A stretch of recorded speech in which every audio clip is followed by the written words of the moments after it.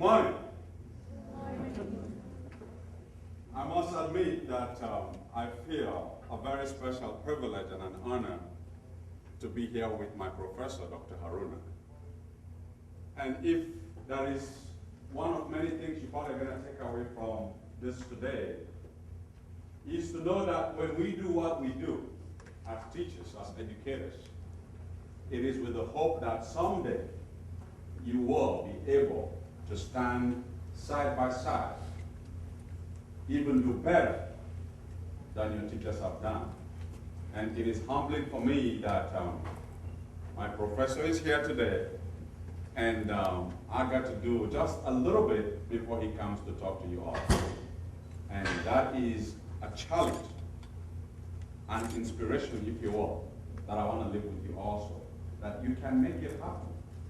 You can be in the same hall, in the same room, with your teachers, with your professors, with others. So it is very humbling for me, Dr. Haruna, that I could be able to do this. Before he speaks, I want to share with you all the proclamation of Black History Month from the President of the United States, President Barack Obama. And it states, in America, we share a dream that lies at the heart of our founding. That no matter who you are, no matter what you look like, no matter how modest your beginnings or the circumstances of your birth, you can make it if you try. Yet, for many and for much of our nation's history, that dream has gone unfulfilled. For African Americans, it was a dream denied until 150 years ago when a great emancipator called for the end of slavery. It was a dream defied less than 50 years ago when a preacher spoke of justice and brotherhood from Lincoln's memorial. This dream of equality and fairness has never come easily. But it has always been sustained by the belief that in America, change is possible. Today, because of that hope, coupled with the hard and painstaking labor of Americans sung and unsung, we live in a moment when the dream of equal opportunity is within reach for people of every color and creed. National African American History Month is a time to tell those stories of freedom won and honor the individuals who wrote them. We look back to the men and women who helped raise the pillars of democracy, even when the halls they built were not theirs to occupy. We trace generations of African Americans, free and slave, who risked everything to realize their God-given rights. We listen to the echoes of speeches and struggle that made our nation stronger, and we hear again the thousands who sat in, stood up, and called out for equal treatment under the law. And we see yesterday's visionaries in tomorrow's leaders, reminding us that while we have yet to reach the mountain top, we cannot stop climbing. Today, Dr. King, President Lincoln, and other shapers of American story proudly watch over our national mall. But as we memorialize their extraordinary acts in statues and stone, let us not lose sight of the enduring truth that they were citizens first. They spoke and marched and toiled and bled, shoulder to shoulder, with ordinary people who burned with the same hope for a brighter day. That legacy is shared. That spirit is American. And just as it guided us forward 150 years and 50 years ago, it guides us forward today. So let us honor those who came before by striving toward their example, and let us follow in their footsteps toward the better future that is ours to claim. Now, therefore, I, Barack Obama, President of the United States of America, by virtue of the authority vested in me by the Constitution and the laws of the United States, do hereby proclaim February 2013 as National African American History Month. That is why we are here today, to be reminded of the struggles of men and women who fought for you and I to have the rights that we deserve. I will now call on Dr. Haruna as he continues with our presentation.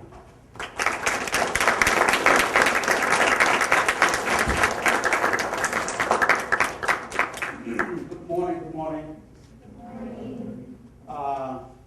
Very often, when professors are invited to speak, people always go, oh, how long is he going to speak? Because professors are known for giving long, winding speeches. And I want to assure you that I'm not one of those professors. I want to give you a very short and concise speech this morning. I want to start with a short video, a music video from Africa, the motherland, global Africa, the land of culture. So I'll start with a short music, so enjoy that music, and then maybe just for 5 minutes, and after that, I have a couple of slides, just on the few points that I want to highlight and leave with you today, okay? So, two things, actually. We'll have the music on for 5 minutes, and after that, I have a short PowerPoint presentation that I'll highlight, and just give you the lessons that we have learned as a world and as a nation in the United States. And globally, what lessons have we learned? And going forward, what are we going to do collectively, particularly among the young people? What are we going to do? You have a lot of responsibility on your shoulders. Now, let's watch the music.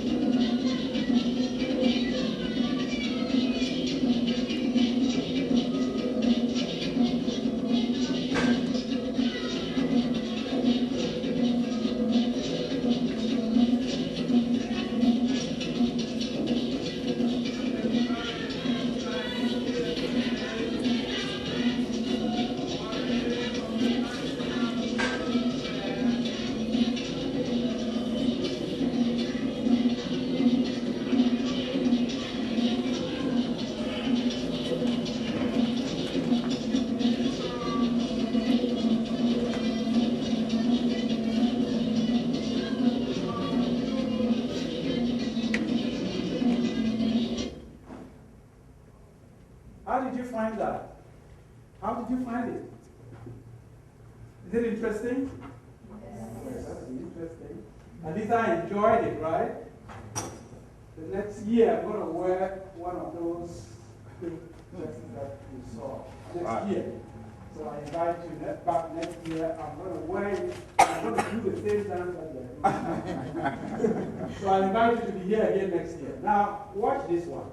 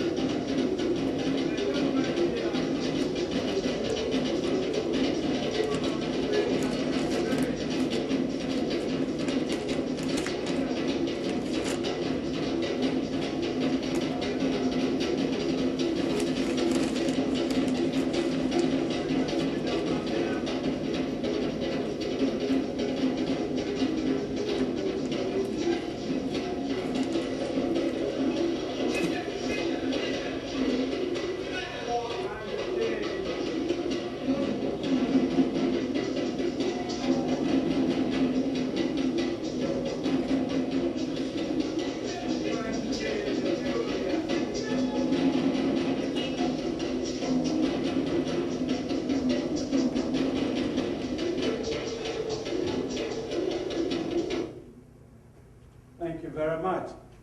Let's just give them a round.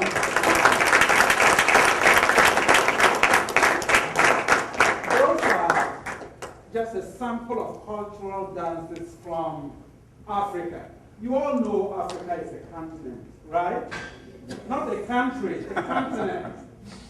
I know you know it, right? But I just want to emphasize, okay? So for this morning, I want to give just a few highlights about the significance of Black History Month and to ask all of us, particularly all of you, to impress upon you that we have to be tolerant, that we have to be respectful, that we have to show decency, we have to be welcoming, assuming that the US was not welcoming, how would we all be here?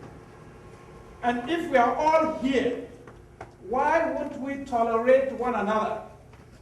Why won't we tolerate each other and build this great nation and make it even greater than we have come to be? So the lesson this morning, guys, is this. As you journey through school, one of the most important indicators of maturity, that you are mature, that you are growing, is to learn to embrace every single individual, regardless of their socio-cultural background. Every single one of us, every single one of you, regardless of their gender, sexual orientation, regardless of their religious background, they have something to contribute to build this great nation. So on the occasion of the 87th celebration of Black History Month, guys, I call upon all of us to exercise every single moment of our life respect, to accord each other respect. In 2009 and 2010, I was here in this great institution. So you can see the picture there. I was warmly welcomed to this great institution to share with you a few reflections and experiences about how I came to be in Laredo and how is it that we can contribute, work together and contribute to make an impact on the lives of our students. So we can learn everything from the book. So long as and as far as we are unable to embrace, to accept, to tolerate each other, I think we will be missing the point in our education. So this morning, please join me. I bring you greetings from the African community in Laredo. I bring you greetings from the continent of Africa. And I bring you greetings from TAMU. Are you all ready to come to TAMU? TAMU is the greatest institution in South Texas. And I've been teaching in TAMU for 13 years now. And I love it there. And I invite all of you, when you get there, please come visit me in my office. And I'll show you more pictures. Show you more thoughts and reflections. So we can together, embrace the rights and the liberties that this country offers for us. You know, everywhere I go, I carry with me, you know what this is? Anybody knows what this is? This is the US Constitution. I always put it in my pocket here as I move along. When the cops want to arrest me, they want to pull me over, say, stay away, the US Constitution. Stay away from me. This is one of the most important documents documents that you will study. Apart from the Bible, there are older documents of very important things. But I always say I carry the U.S. Constitution and I carry the Bible. What do the two documents, what do they have in common? The U.S. Constitution and the Bible. What do they have in common? Anybody? I want somebody to answer and take this Constitution for their own. What do the two documents have in common? You have the Bible. Okay? You have the Bible, and then you have the U.S. Constitution. What do they have in common? They're all created equal. Yes. Put up your hand. Yes. Go ahead. They're all created equal. What do you mean by that? Everybody's the same. Everybody is the same. Well, the U.S. Constitution, she is exactly right. All men are created equal. Well, that doesn't mean anything unless and until we actually treat each other equally. So if the Constitution says all men are created equal, and then we read that, we put it aside, and then we treat each other unequally, then we show disrespect to this great document. This is the document, the 1787 text of the United States Constitution. The Constitution that created this great nation. So we have to respect what it says and act it out and live it out. You know, before the Constitution was written, before 1787, when the founding fathers met in Philadelphia, okay, 55 white men met in Philadelphia and created this great document. Okay? They met from May to September of 1787 and then created this document that we take for granted today, but which has created one of the greatest nations, if not the greatest nation on earth. If that is the case, we need to respect one of the pillars, one of the founding principles of this Constitution. So, on this occasion of Black History Month, we need to go back to the founding pillars. We need to go back to the Constitution and say, hey, look, what can we do to live out the Constitution? And I ask you today, right? I ask you today that we can do something. And you can do something. I can do something. Everyone can do something. And you don't have to do anything profound. It is the little things that we do in life, in our families, in our schools, amongst our friends. It is those little things that we together use to create a nation. And I ask you today, one of the little things is tolerance. Let's foster tolerance.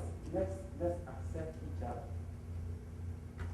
You know, when I say let's accept each other, I'm not saying once you are on your way to school or you are in Walmart, you see anybody, you just hug them and say, hey, I love you. I'm tolerating you. That's not what I'm saying. Even though if you did that, that would be okay. Some people might find you crazy. But all I'm saying is you don't have to hug somebody to tolerate them. We can tolerate each other. Listen to each other. Just listen to what somebody can contribute. Tolerance is the key. So if you meet here today, if there's anything that I've said that will make any sense to you today, the key word here is tolerance. How tolerant am I? Yeah? People have been so tolerant in Laredo. They have accepted me and my family. Do you all understand? I don't get any response from your looks that you understand what I'm saying. Do you all understand what I'm saying? Yes. You know I have an accent. You know why? You know why I have an accent? No? You don't know why? I have two fat lips. My wife loves them. They are a gift. And they are a gift from God. We cannot all have fat lips.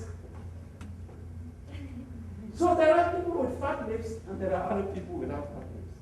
Let's tolerate them. There are people with accents and there are people without accents. But everybody has an accent of some kind. Let's accept it. Okay?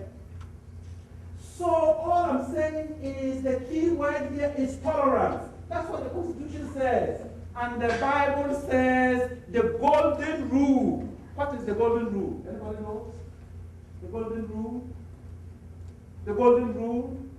Anybody? Yes, you know it. Yes, anybody? What's the golden rule? Do unto others. Somebody complete it for me. Do unto others what you want others to do to you. If you want people to respect you, you must respect them. Why would I demand respect if I don't give respect? I must give respect to deserve respect. I must accept and tolerate people to deserve being accepted and being tolerated. So as you live here today, on the occasion of Black History Month, guys, so far the reflection has just been to tell you that over the years, the Bible and the U.S. Constitution together, remember, this is a Judeo-Christian document. Everybody knows that. Together, the two documents have helped to create a nation. And today, on the 87th Black History Month celebration at United Staff High School, this great institution, I want for us, all of us, let's together accept diversity and richness of culture. I have already showed you some of the music from Africa. Mr. Krumah has already read the proclamation from the president. And all of it has one thing for us. We all have rights, but those rights don't mean anything if we don't extend those rights to others. We don't expect our government to give us rights if we don't give rights to others. So let's accept diversity. Cultural diversity, gender diversity, geographical diversity, and so on and so forth. Today in this country, if you were listening to the President's State of the Union address, the nation is so polarized. The nation is so divided. Republicans and Democrats, and they're so tired. How can we build a nation when we cannot accept and tolerate different views? I may not agree with you, but I can still accept and tolerate it. So on this occasion of Black History Month, my reflection is, and the challenge I'm giving you today is, what can you do as an individual to move this nation forward? And one of the things you can do is to say, I have to accept. Even if I don't agree with somebody, I can accept it. I can listen to them. One of the problems about our nation is that we don't listen. Once we make up our minds and somebody else is speaking, we don't even hear, we don't even understand what they are saying. We block our minds. Let's open our minds. Are you listening to me at all? Are you? Okay, what have I said so far that you have understood? Anybody? What have I said? You know, if it is nonsense, just delete it from your heart life. Yes, go ahead. Tolerate? What does it mean to tolerate? Let's go ahead. Let's accept. Accept the people, different sexual orientation, accept them. Who am I to judge? I don't know. If somebody says, This is how they feel. I respect that. You know, one of the things that I always remind my students in class, in your moment of greatest need, sometimes you will be in great need and you don't know who is available to actually provide that need.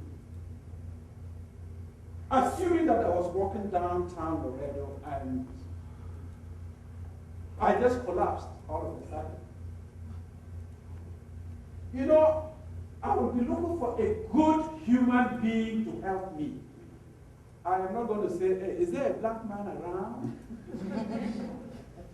That would be stupid. I would be looking for a good human being. Black, white, yellow, green.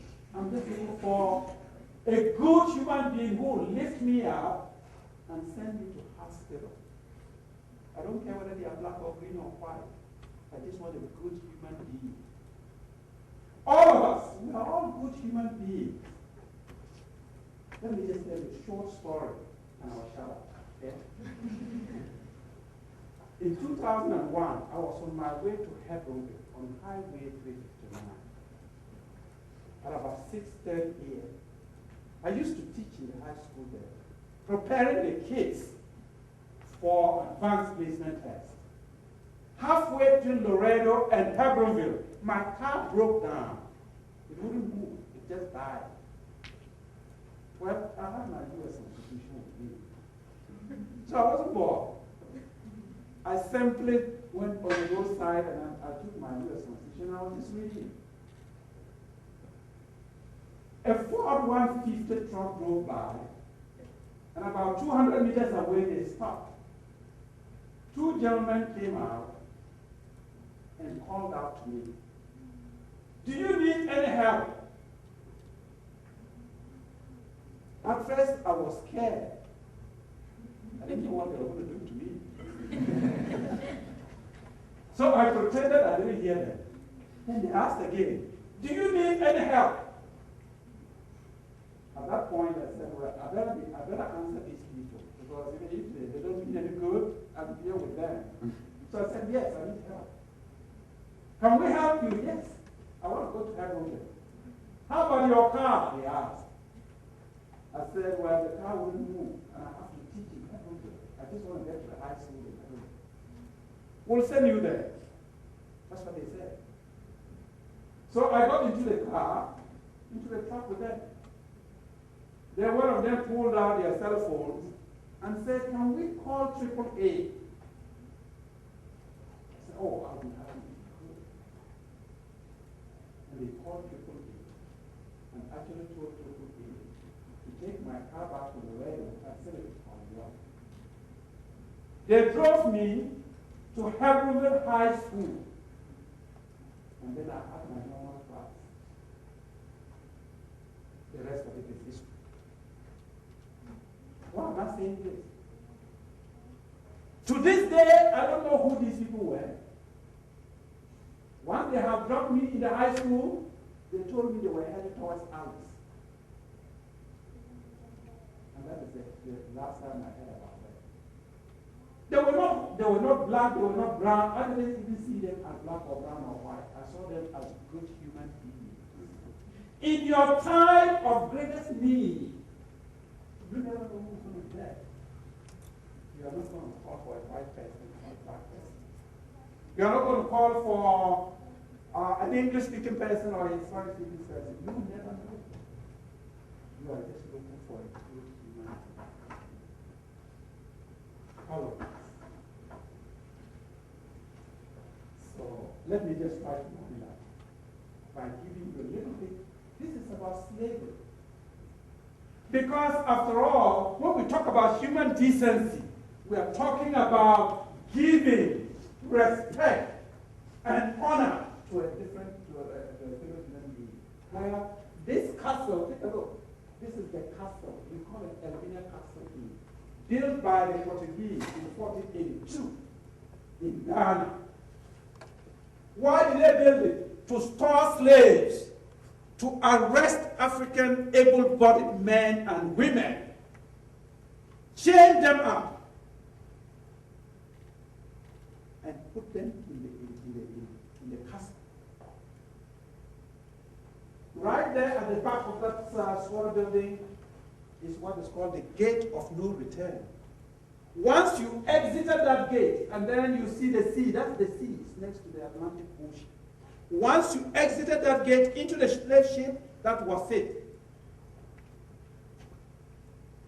You travel for months and months and months and months, chained up in the ship. Talk about a human being treating another human being. But that is history. No more.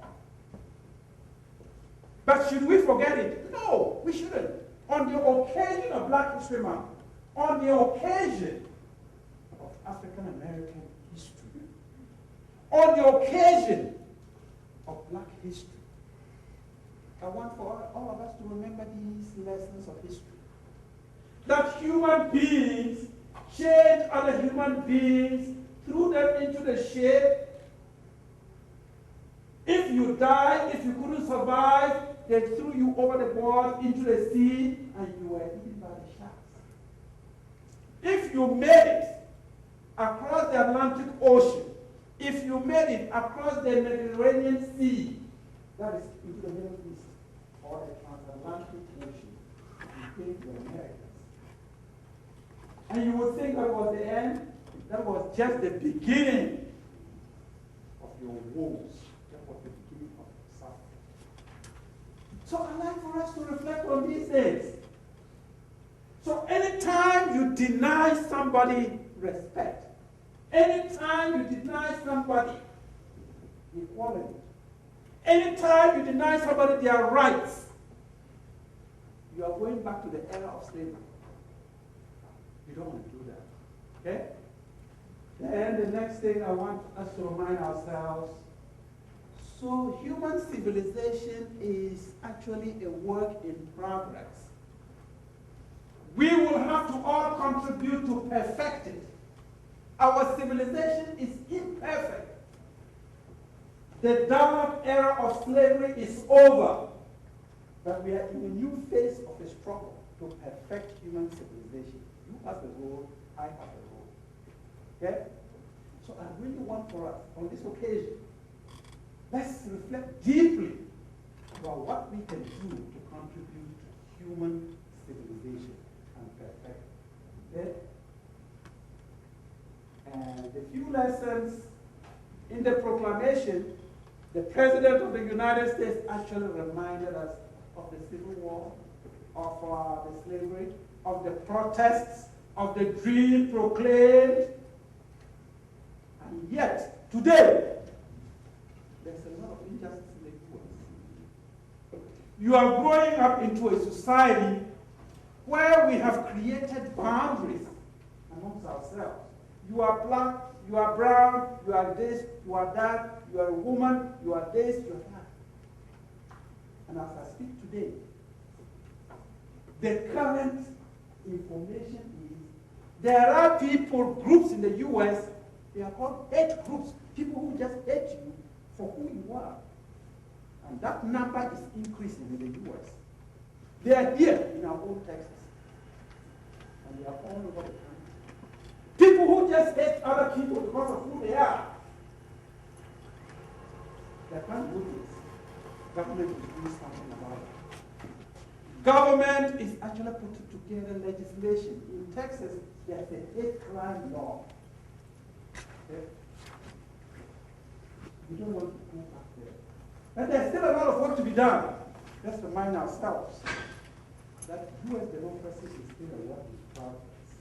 We have a role to be able to perfect it. And on this occasion, I want us to pay honor to the great people, to Abraham Lincoln, to Martin Luther King Jr., to Du Bois, and to Carter Woodson, to Frederick Douglass, and others. These are people who actually started history for us, contributed to history, and they want for all of us to continue. That we are on the right path to create a better nation for ourselves. So let's honor them. Let's pay homage to them. They actually have done something that we together can celebrate today, freedom and liberty for all of us in the U.S. and for mankind throughout the world. So to the left, my left, you have Woodson, in the middle you have Abraham Lincoln, and then you all know something about them. So I don't need to go over the history because that will bore you. But this is just a reminder. Okay? As you read and you look at the TV, all throughout the country and throughout the world, there will be different events or projects. People are talking about African culture, black culture, and so on. But I always say that this is the time for us to foster intercultural, interracial relationships. Assuming that I didn't come here, you probably would not know anything about me, whether I'm good or bad. The only way you can get somebody to come to your meeting is to accept them. Demonstrate that you are welcoming. You accept outsiders. So that when you go to China, when you travel abroad, people will accept you. But it's still a work in progress. Okay? Still a work in progress. But we have something to be proud of. The U.S. has come a long way. Now we have a challenge. We must actually win friendships around the world and understanding. I was in Africa 2 years ago, and I created a student organization there in the university. And I'm sponsoring a student organization here in AMU, and I'm bringing them together. That's my goal. To, bridge the bridges, bridge the cultural divide. And I come here because I think it's a wonderful opportunity for me and for your teachers and for the staff, so we can come together and work together. The more we stay apart, the more we become suspicious of each other. Okay? So, working to defeat injustice. The only way we can defeat injustice is if we work together, if we join our hands. Okay? In 1948, the British built a university over there in Africa, in Ghana. It's the premier university over there, that's the university I attended from 1974 to 1978 before I came here in the US. It is this university, and it is schools, it is institutions such as this that will open our minds. You know, my mom was born and raised in a little village over there in Africa. She didn't go to school, she never do anything. All she knows is the village. If I hadn't gone to school through university, college education, I probably would have grown up in a village like my mom.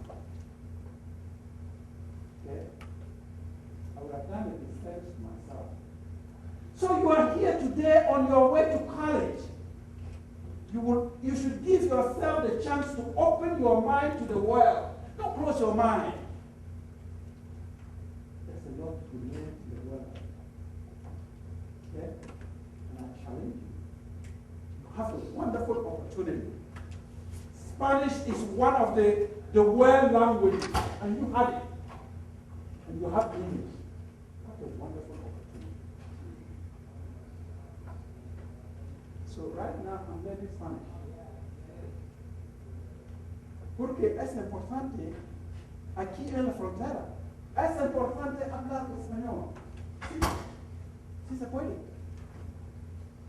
So I'm here today and I'm going to learn Spanish. My wife went to LCC and took 12 credit hours of Spanish. And we challenge each other at home in Spanish. Why? We want to open up our minds. Okay? We want to open up our minds and to learn. You see, I go to Danny's restaurant from time to time. When I go there, they ask me, oh, do you like Spanish, Mexican food? And you know what I always tell them? I want good food, whether it is Spanish or Chinese. Give me good food to eat. I'm asking. If it happens to be Mexican food and it is good, that's what I like. And thank God, I like chicken fajita. Sometimes, I ask for this, guacamole, and it goes in my sandwich so well. So all I'm asking is, we have a wonderful opportunity today through technology to learn and to be aware. Okay? So I want to leave you with this message. If you have any questions, feel free to ask. And if I've taken too much of your time, I'm sorry, but I do. Sometimes I get carried away.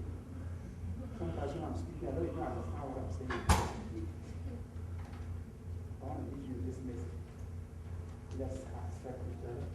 Let's tolerate each other. You have a wonderful world ahead of you.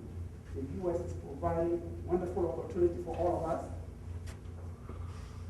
Let's don't deny other people the rights that the government provides for us. Thank you so much.